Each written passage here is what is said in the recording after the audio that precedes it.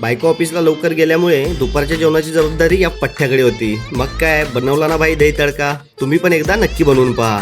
यासाठी लागणारे साहित्य म्हणजे बारीक कट केलेले 2 कांदे, 4 मिरच्या, 10 लसणाच्या पाकळ्या आणि कढीपत्ता.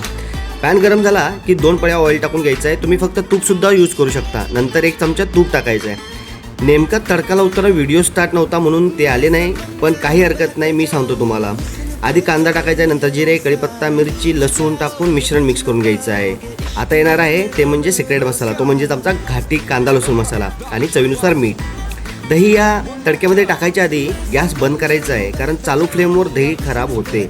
तर झालं तर मग झटपट पटापट दही तडका ताटाके अंदर. चला मी ताव मारून घेतो.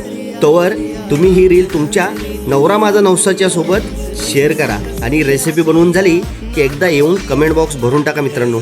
धन्यवाद.